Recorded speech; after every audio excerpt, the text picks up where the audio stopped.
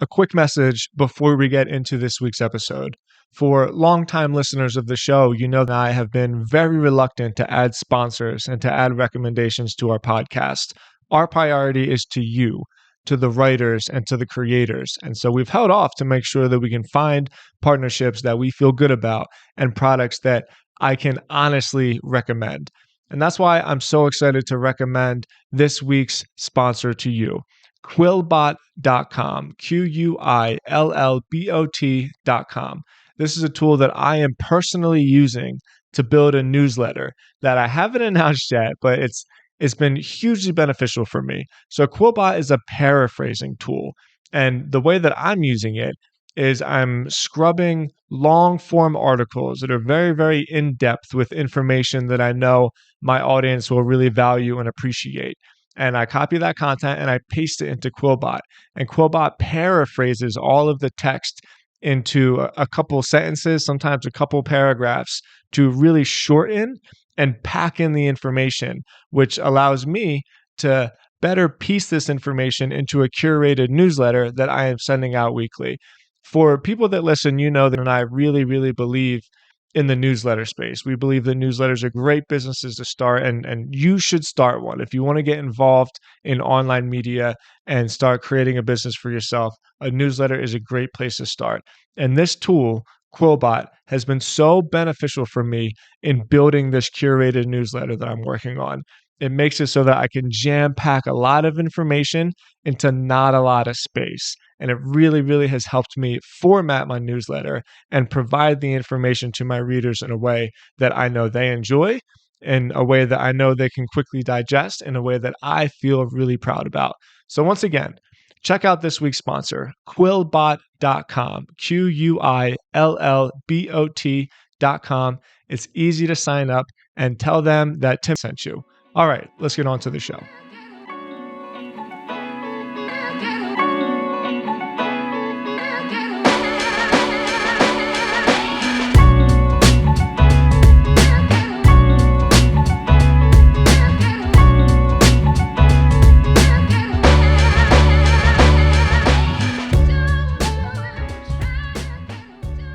All right, we're live. Yannick, thank you so much for joining me. I'm really pumped about this conversation. Well, thanks for having me, man. Thanks for pronouncing my name very accurately. It's funny that you say that. I don't do a whole lot of prep work for my podcasts, but my last name is Stoddard, and my whole life everybody says stuttered. And I think about it, I'm like, how the hell did you come up with stuttered by looking at my last name? And it always bugged the shit out of me. And so, the only prep work I do to make sure that the only prep work I do is I look at other podcasts that my guests have been on and make sure absolutely I know how to pronounce their name. So Yannick, you are very welcome, and thank you for noticing. It's awesome. Yeah, most Americans pronounce my name as Yannick because Yannick. Nick is very familiar name in America, but yeah, it's a French name. So thanks for pronouncing it right. My pleasure. Well, let's jump right into it. You are the co-founder of Hypefury. I'm gonna take a second to hype you up, no pun intended, because I don't buy a whole lot of SaaS products. In my view, WordPress and ConvertKit is kind of all you need. And I've built all of my companies through WordPress and ConvertKit, but Hypefury is without a doubt the third leg to that stool, so to speak. I never appreciated social media just because of all the time it takes to log into stuff and write stuff and then come back 8 or 10 times a day. And Hypefury totally solved all of that for me. And it's added a ton of value to my life, man. My Twitter and my LinkedIn accounts are really big parts of my companies. So not really starting off with a question. I just wanted to say thank you, man, because I really, really do appreciate it. Hypefury is the best. And that's why I was so pumped when you said that you would come on my podcast. Cool. It's awesome to hear. And it's also how we want to position ourselves, We take care of your audience growth and we help you gain newsletter subscribers and, build a business around your audience. So exactly how you should use us. That's great. So I'm doing it right, you're saying. Yeah. All right. Well, my first question, I am really fascinated with the concept of doing it in the first place, and this is going to sound like a funny question, but I really mean it. Your space, it's not like it was wide open. You know, you dove into a market that has, I mean, there's Hootsuite, there's 10 other SaaS companies that have come and gone over the last 10 years that are all about social media scheduling and social media automation. So like, you know, with respect, it was kind of dumb, you know, like I would never jump into that landscape. So what did you see that you thought, no, like, you know what, we can do this. There's an opening here. Yeah, there were big incumbents in the space, definitely. Like, and I didn't start Hypefury. Like, I hooked up with the guy who created it, Sammy, which was like about 4 years ago, a little bit more.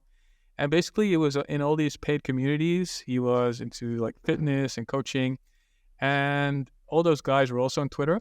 And he asked like the simple question, like, "Hey, can you actually schedule threads with any tool?" And there were none, like literally none. Yeah. Like Buffer that was around for ages, you couldn't schedule a thread. And so that was his aha moment, really, where he thought, "Well, I'm just going to create an app where you can schedule a thread on Twitter."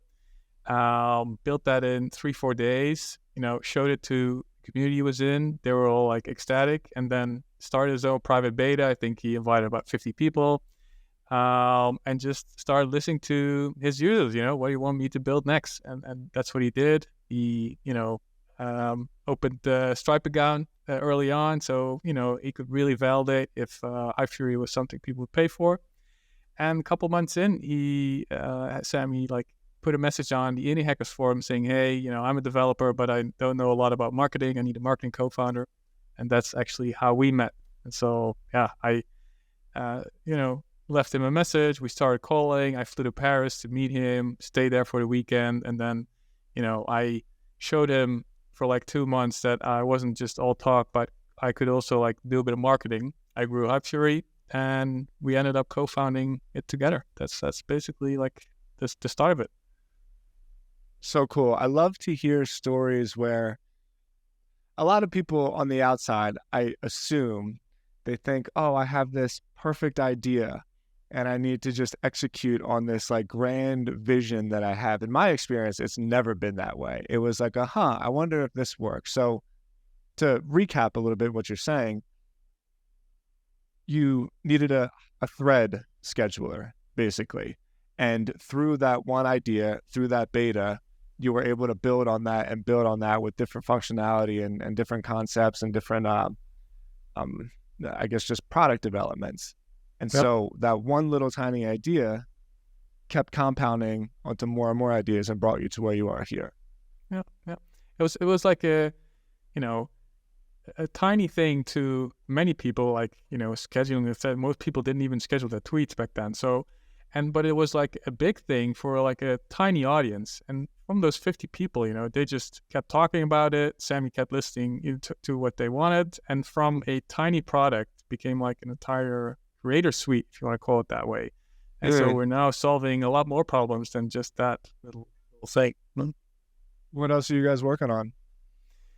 Well, Twitter has changed quite a bit over the last 6 months. That's an understatement.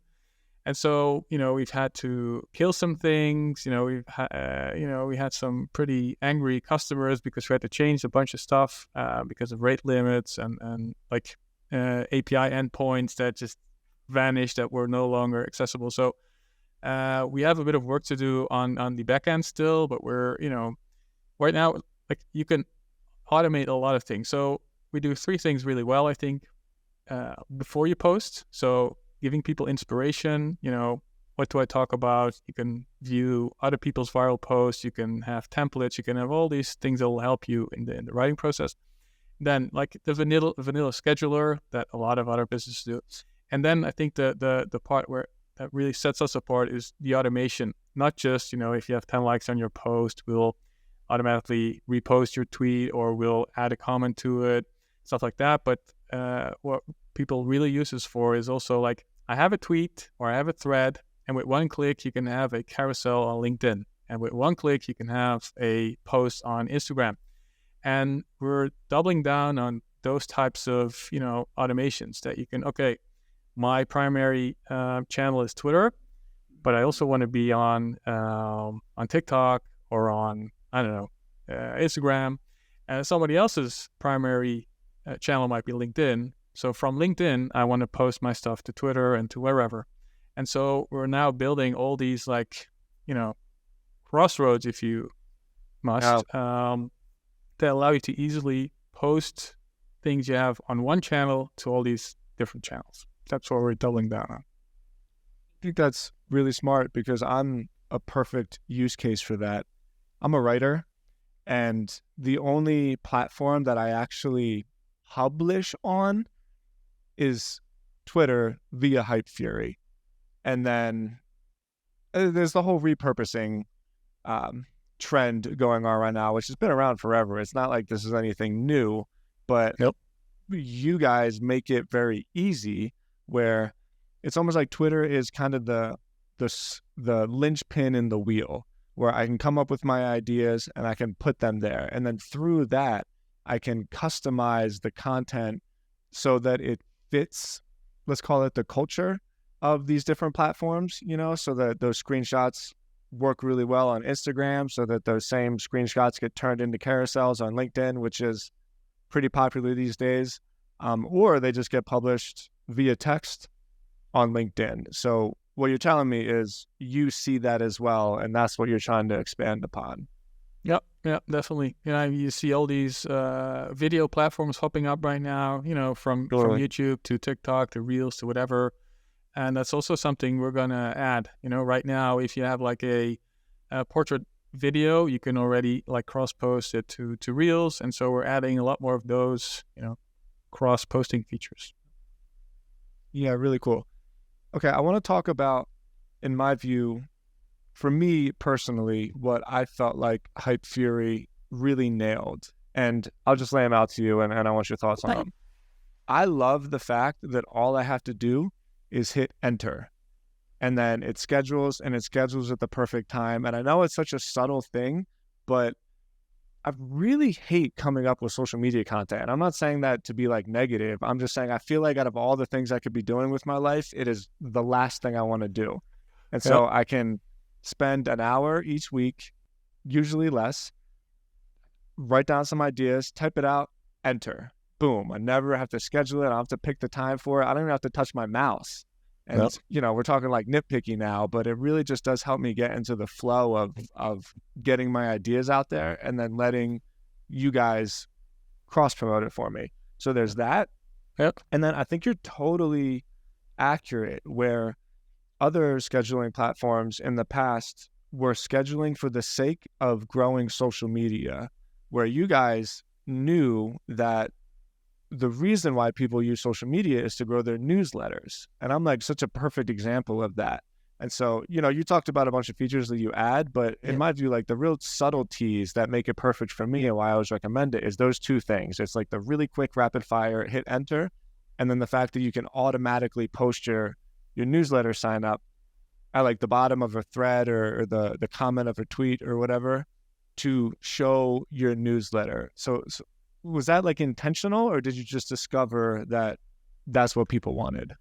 Yeah, it was intentional in the sense that was like one of the first features we built, I think. Like in those communities Sammy was in, they all had their newsletter already. They were all promoting their paid products or coaching programs already. So it was a big thing for them. They were selling through their newsletter. So we knew we had to add something like that.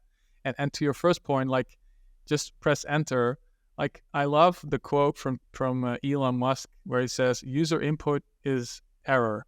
And so what we try to do, but we have to do that even a lot more, but like things we can automate, we should. Like it's so repetitive to do, I don't know, click on a slot you want to fill, then fill it, and then go to the next slot. And all these tiny little things, we can do that for you. And I think will be an even better product in 12 months' time, because that's one of the main things we're focusing on. Like, okay, what can we analyze? What can we fill in? Okay, we've seen that you have a URL in your bio. Let's just create an auto plug for you if you haven't created one yet. We'll just fill it with one of the top 10% best plugs, and we'll just offer it to you. You want to set this? Yes, done. Boom. And all these small little things, they add to, us having a great product. Yeah. User input is error. So basically, like, people are always making mistakes, and the less you can get people to do, the less they're going to screw things up. Yeah, also that, but also like, if there's anything we can take away from you in a good way, as in something you don't have to do because we can do it for you, I think that's way better than, you having to select a slot or having to do all these, cumbersome things while you only have to press enter and we'll do all the rest.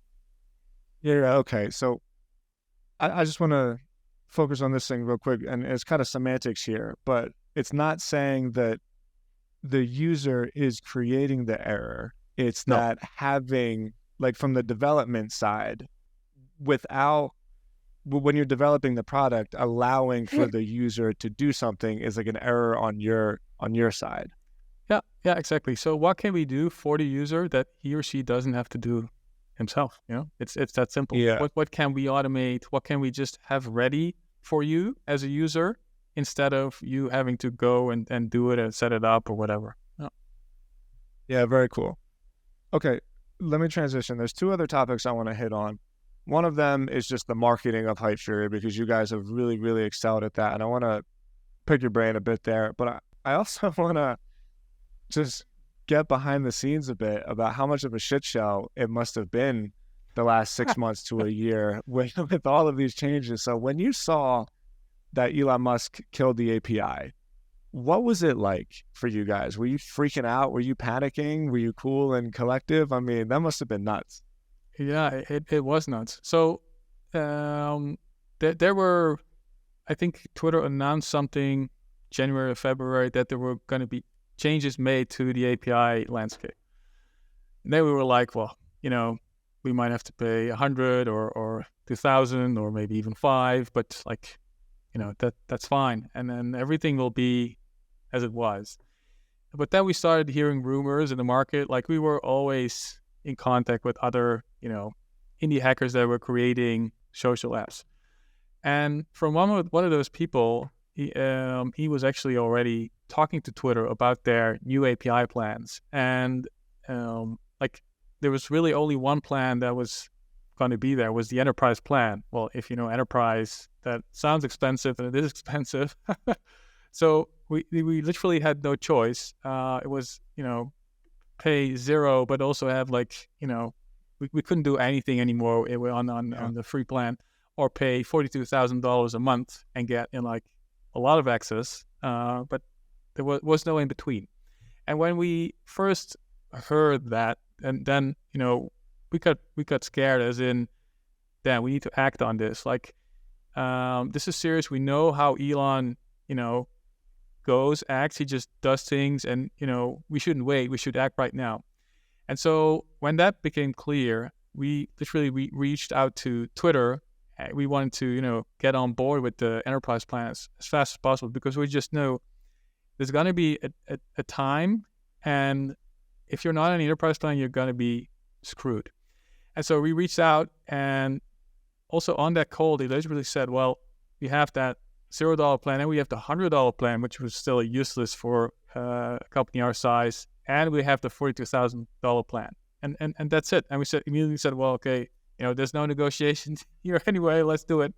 And the funny thing was, so we were in the process of becoming an enterprise customer, but we were one of the few. And he actually mentioned that on the call, and we were like, what do you mean one of the few?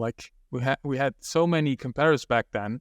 We didn't know their revenue, but we also thought, there must be some more companies that are onboarding on enterprise plan. But you could see, when the hammer came down and the API, the free access ended, you could see one after the other app which is failing, literally. And there was quite a big circus on Twitter about that.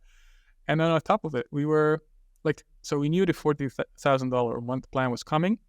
We also knew that a lot of those apps in that space, they just wouldn't survive. So we reached out to like Tony from Blackmagic, Luca from Hypefury and Inbox, and some other people, and we were just beginning talks and seeing, hey, what do you have planned? Because after that was like probably 2 weeks before the hammer went down, we were in talks with Tony to acquire Blackmagic, and he knew like he wasn't doing 42K a month, so he knew he had to sell or just shut down.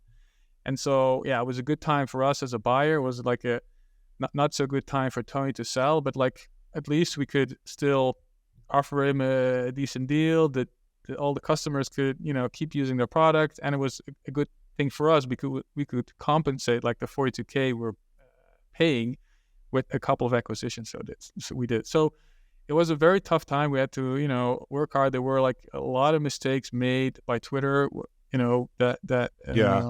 yeah. So we weren't very happy that period. Our customers weren't very happy. It was very hectic, but yeah, we're now like in better times. Well, okay. So you just have to pay the API fee, basically. There's no way around it. Yeah. You just pay like a house a year almost. Yeah. Oh. Yeah, it's $500,000 a year. What I'm hearing, though, and I'm not going to ask you to give me too many behind-the-scenes details if you'd want to, but did this actually end up benefiting you guys a little bit? Well, I would say yes. Like the 40K a month that's serious money. That's like our gross margin has of course dropped. But like we've added quite a bit of MRR thanks to those acquisitions. So like big part of the 42K is already like compensated with acquisitions, but the bigger thing was probably that a lot of small tools, also small competitors, they just went out of business. There were competitors that were just selling lifetime deals. Yeah. We couldn't compete with them price-wise. That's also not what we were trying to do. But yeah, once the hammer went down, we could see a lot of people coming our way and saying, hey, do you also offer lifetime deals? Well, I'm sorry, we don't, because we want to stay above the 42K a month MRR. Yeah. So definitely, it also benefited us. And I think like because we were one of the first, we didn't have any issues with Twitter and being banned and stuff like that. So I think people also saw that hey, Hypefury, they have their stuff under control. My account is safe with them.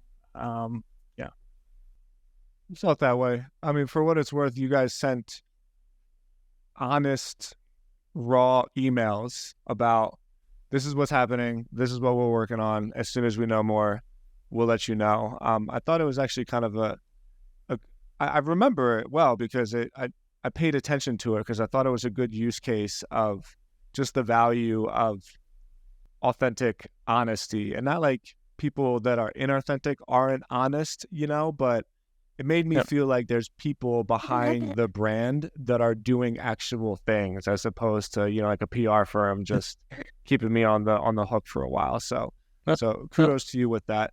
I have another sort of technical question. And I think this will apply to other product builders. So when you acquire a company, is your goal to add the core functionality to the company to Hypefury? And if you do, does that mean that company is kind of underneath that API fee, or do you have to pay a whole nother API fee on top of that with every company that you bring in? Yeah, so that was actually a big thing for us.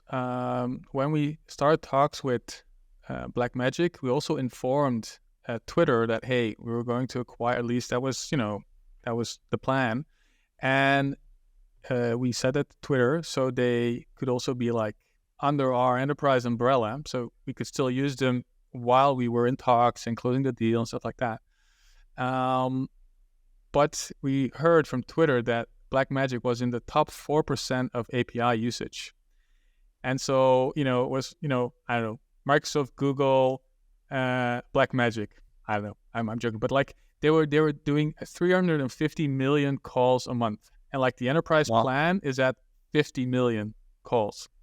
We were doing like also tens of millions. Like we were also doing too many calls, but Blackmagic was just off the scale big. And so our deal was actually escalated to like Elon level because they were thinking like, Blackmagic, this must be a huge business. They must be, I don't know.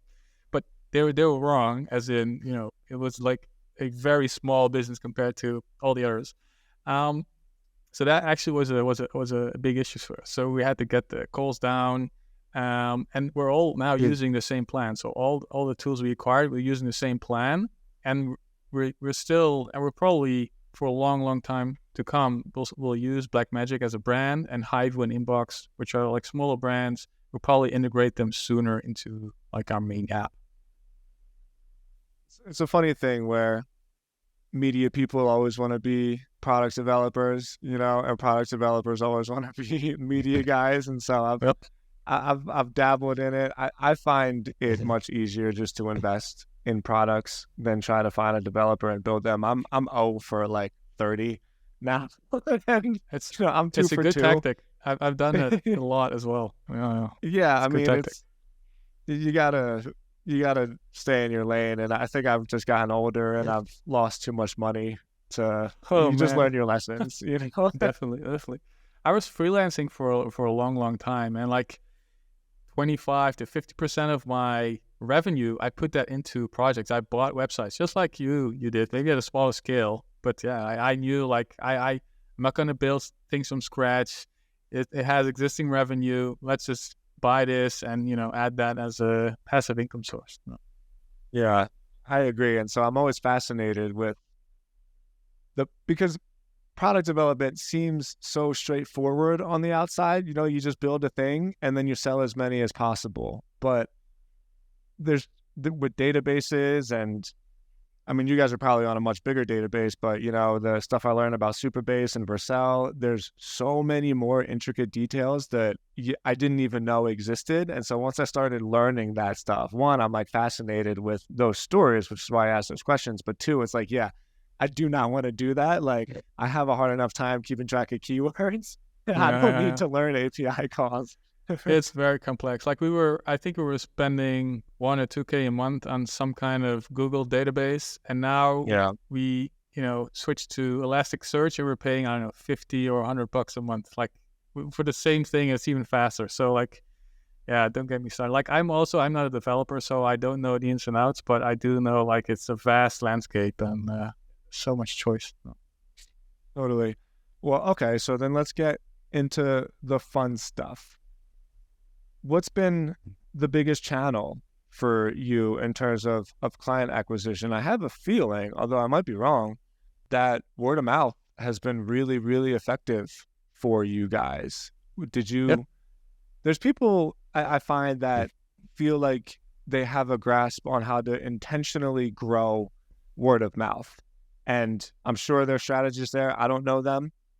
In my view, it's better just to build the best product possible and let it take control. But so has it been word of mouth? Have you been intentional about word of mouth, or has it been media, marketing, ads, SEO, and that of the likes? Yeah, so word of mouth is definitely a big thing for us. And like we try to like keep our ears open, because like people are constantly in our field, like creating new courses about growing an audience or newsletter or product, whatever. And so we always try to, be top of mind and be open to, collabs. That's also how I came into contact with Justin Welsh. I went on one of his, don't know what it was called, but he did like a LinkedIn masterclass, something like that. Was on there, and after that, we connected, had him on the podcast. Same like with Matt Gray and Kieran Drew and Alex Mathers and all these people. I just try and be in contact with them. I'm not so big in building an audience anymore, like my personal audience. I'm way more like reaching out to people, finding out what they're up to, if I can help, how I can help. So that was and is a big part of our growth. I would say in the beginning of our journey, like having an affiliate program really helped. It's like it was just me and Sammy. And our first hire was somebody who would do customer support questions, because, that was just a lot of work, and we felt that we could do other things. And so when you start an affiliate program, like you outsource marketing. You have like a marketing agency that works basically for free, and you pay them a commission when they, do a good job. That's been a big thing. And then Twitter in general, a lot of people talk about us on Twitter. And lastly, SEO. Like, my background is more like digital marketing. I had like 600 followers when I started with Hypefury. So I had no idea how Twitter worked. I hired a guy to help me get started and explain a little bit about how it works. But like what I really know well is like, or the basic digital marketing, like SEO, PPC. We hardly do any PPC, but like SEO and constantly A/B testing our website, improving it. That's been really helpful. Glad that you brought up affiliate marketing. I'm like kind of selfish on my podcast. I generally ask questions that I want to know, and I don't know, it's worked for me. But I think affiliate marketing has probably been the the biggest missed opportunity that I've had, because I've talked to a couple of people. Like, I remember talking to Rand a while ago, and he said that his affiliate marketing program for Moz was like such a shit show, and it caused him so many problems. But the more I learned about the behind the scenes there, I think it was more like a logistical thing as opposed to it being like an applicable marketing strategy or not. Yep. And so this is an open-ended question. I'm almost looking for guidance here. Is it just a matter of talking to as many people as possible and saying like, hey, promote my product, here's your affiliate code? Or do your reps, let's call them, get value out of having maybe like a back-end dashboard? Like, do you provide them marketing materials to say like, hey, you can use this? Like, give me a baseline on where I could get started with that. Because I'm doing this right now, by the way, for the Academy. Like, this is top of mind, so I'm curious. Okay. So we started really simple. We just, subscribed to firstpromoter.com. I'm not affiliated with them. I just love their product. It's $100 a month. And, we started emailing people when they became customer, like, hey, great that you joined, that you're paying for Hypefury. Thank you. If you want to tell other people about us and make some money, try our affiliate program. We didn't have like any marketing material back then. It was just like, hey, here it is. You get a recurring commission. Enjoy. But we already saw that people were using it. We were seeing YouTube videos, articles, like all these things like popping out. So we knew it was working. Next step was what we did was we have an app. A lot of people log into that every day. And we just added a small button in the app that says, hey, join the affiliate program. And that increased our sign-up rate by, 300% or 600%. It wasn't like an insane amount of people started using it. So everybody who went through the trial saw that button and could subscribe to the affiliate program. One click, bam, you have a login. Here's your referral code. Let's go.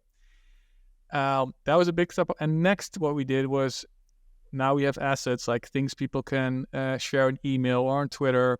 We have a brand book. We have like videos that explain, like we have like an entire ecosystem just for affiliates. But we started really slow with hardly anything, like with a couple of onboarding videos for the affiliate program, show people what others did that made them successful.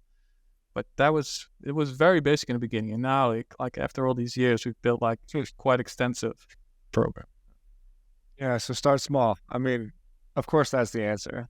Like, start small and then build as you go, right? Yep. I thought there was going to be some kind of shortcut that I could use. Not really. But like some people, they don't care about like sharing an affiliate code. They just like talking about us because we have a cool program, app, and so it's also like getting a feel of like we've spoken to many people that just said, hey, I'll share you. I don't care about the affiliate program or about the commission. Other people said, hey, I'm definitely going to share you the link a lot more if I get a higher commission level or if I get a special discount code or stuff like that. So we always try to tailor, our offer to what people want. And then there's a dark side to affiliate marketing, which is like, and now we've seen that like really increase a lot, is people are abusing PPC advertising and our brand name.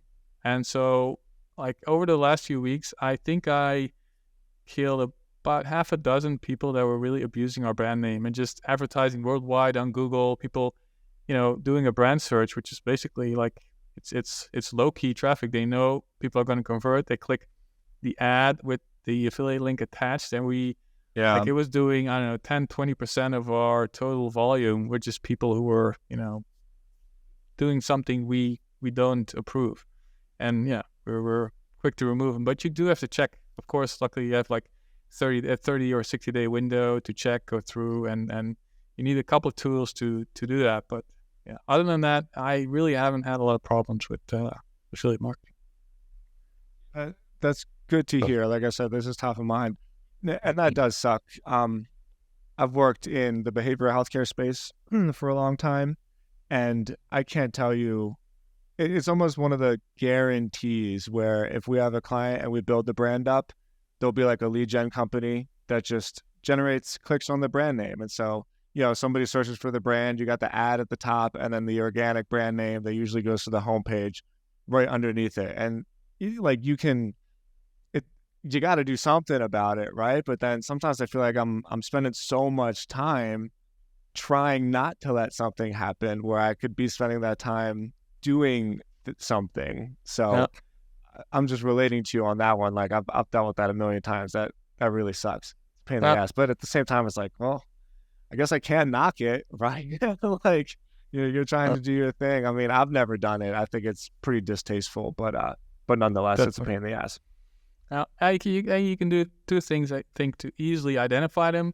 One is just quickly scroll through reports. Like I usually do it once a week. So I do like last 7 days, and then you can quickly see like people that are jumping out that have hundreds of clicks, check them out. And then the other way you can do it is I use Google Search Console, and then I filter by country on our brand name. And then I check CTR for our brand name. And so normally it's, I don't know, anywhere between 60 and 80%. So if I see a big drop, I know that somebody's hijacking our brand name with PPC ads. Yeah. All right. Let's finish thing up. Start finishing this up with a little bit of I want to know where you guys are going. And I always avoid these questions because they're so loaded, but there's so many avenues that you guys can take right now. And I imagine you're having a lot of whiteboard meetings about like, we could do this, we could do this, we could do this. And sometimes I feel like I call it the burden of choice, right? Like, what do you do when you can do anything? And the best products, it's very rare that enterprise products become like the best at everything, right? In almost every case, the successful ones just nail one particular thing. So what is that like for you guys? Because you really are in like the central point of this huge expanding market, which, I mean, there's no reason to think it's not going to continue expanding for the next 10 or 20 years or, I don't know, forever. How are you dealing with all that? Like, where are you focusing your time right now? Yeah, that's a good question. So, one thing we've had a lot of talks on was AI. And like everybody's doing something with AI. Like we have like our tool has just a tiny little bit of AI. And then we think it's mostly for beginner creators. Like, hey, select a couple of your tweets that have done well in the past. We'll create like better version of those tweets. You can quickly schedule them, done. Other tools, they have like very sophisticated, okay, like make this shorter, make this longer, make this more blah. I know, like all these. And I then think about Elon again, who says that the user input is error. And I think, do we really want to do this? Click a button and see, is this better? Is this better? No, it's shit. It's shit. Like everybody uses ChatGPT. Everybody knows that it's based on that. And then, so we have our own like philosophy on it. And we're probably going to do something with AI in the near future, but it's going to be, a lot different than what's out there because, we see our customers literally also use ChatGPT. They have their own API key or whatever. They can just, they have their prompts, everything. We can't really improve that. So we're going to do something else. I can't say a lot about that, but we're going to do it differently. The other thing, and we spoke about that in the beginning, is like everybody has a primary channel. And we're a big believer in, if you only have to do it once, then we should be able to, fill that gap. We should be able to help people to be active on as many platforms as they want. And so we're really doubling down on that. Like we have now it's a little bit everywhere in our app. Like it isn't really clear that if you upload a portrait video that you can actually like upload to Instagram. What we're building like as we speak is like more of a cockpit that shows you like, hey, yesterday you had this tweet, it did well. Would you want to cross post this to Instagram? One click, bam. Nice. And we're going to do a lot more of those types of things. I'm also a big believer in the app is the plan. So a lot of people, they log in Hypefury for the first time and they see this and they think, what the F do I do here? And we're going to, literally for, if you have 10,000 or 30,000 followers, we're not going to do that. But like 80% of people have like below 2,000 or 5,000 followers. I don't know the exact numbers anymore, but a lot of people, they just need a lot more hand holding. And we're going to show them like, hey, you tweeted this yesterday. You can now do this with that, or you can post it to that, or you can, create all these variations. Or, hey, this person replied to you, or, hey, why don't you reply to this person? Because he's in the same circle as people you're already following. He has a lot of followers. We're of course not going to display all that info, but like that's the behind the scenes stuff we're going to do to make it easier for people to grow their account. Just have them more of a cockpit feel, give them prompts like, hey, this is something you can do, that is something you can do. And we're literally what we're doing right now is analyzing like, okay, how many times a day do you need to comment? Like everybody's saying, I don't know, 5 or 10 or 50 or whatever. We want to know, and we want to tell people, we want to say, hey, if you're in this range between, I don't know, 100 and 200 followers, you should do this. And we'll have like more of a little bit of a gamification, like, hey, you still need to try and reply to 3 more people today, or you still need to, create 1, 2, 3 more tweets today. That's something we're doubling down on. Love that. The app is the plan. And I really mean this because I was surprised to discover that growing an audience for me, specifically on Twitter and LinkedIn, really was a skill. Yeah, wow. It is. There's a way to do it right. There's a way to get better at it. And starting off is hard, man. I mean, it's hard. And that's why when I get these DMs from people that have like 100 followers and stuff like that, I respond to them. And if someone's trying to start a podcast, like I always go on a podcast, regardless of if it's an audience or not, because I remember that, having like 200 followers and being like, oh, it was Scott Galloway of all people. Yeah, I don't know if you know Scott Galloway, but he was doing like a Q&A podcast where he talked about Twitter, and he said it was 1 year where I just decided I'm going to get 100,000 Twitter followers, and I was just a professor at NYU that year. Like, why would anybody listen to me? And it really was one of those things. I was mowing my lawn of all places, and when I lived in Nashville, and I heard it, I was like, you know what? Fuck it. Like, I'm going to get 100,000 Twitter followers. I had like 200 then. And so, yes, I'm relating to you a little bit, but I think that's very smart to know how intimidating it can be to see, people just so effortlessly create stuff that generates so much attention to them and builds their businesses or their brands or whatever, and think like, how on earth do I get there? And there really is a roadmap that, as in many things in life, you only learn by figuring it out. And if you guys can, it's almost like learn from my mistakes, so you don't have to learn from your own. If you could present those mistakes to your new users so they don't have to fall on their face over and over again, I think that's really smart, man. I do. Yeah, we have all the data of thousands of people. We see who's effective, who's not, what are they doing, what's not working. Yeah, and we're going to include that in the app and just have people follow the plan. Very cool. I love it. All right. Final question. This is a little bit of a closing tradition on the show. Where do you envision yourself when you're calling it a day and you're putting your head down at night and you're thinking like, oh, wow, where could this be in 10 years? The thing that you're almost like too afraid to talk about or too afraid to admit to people. What's the vision that you have in your head? Yeah, that's a good question. So I think a lot of people want more freedom in life. A lot more people probably want to have lives that are maybe a little bit like ours. I've a lot of freedom. I don't need to be in the office at 9 a.m. I don't need to, adjust my calendar to my boss. And, I'm not saying this for everyone, but I do think that a lot of people would really enjoy like having one day off, having to be able to finance that one day off at least. Mhm. And so my vision for our product is that we can help people, like literally 1 million people in 10 years, to create more freedom in their life, to have a small business that helps supplement their income and have the possibility to go at this full time.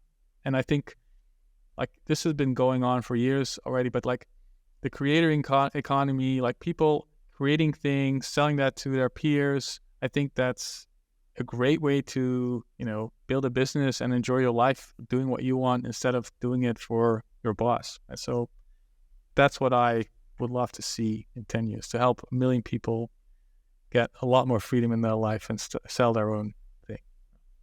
You said that twice, 1 million people. So that's what you have in your head, 1 million people? Yep. It's doable, man. I was skeptical about the whole creator economy thing, but the more and more I see how society morphs, the more I see it almost as like a necessity. Like everything gets more and more long tail. And so like everybody has a really specific thing. The example that I always use, which is just the first one that pops in my head, is these people I see that are selling courses on mowing fucking lawns.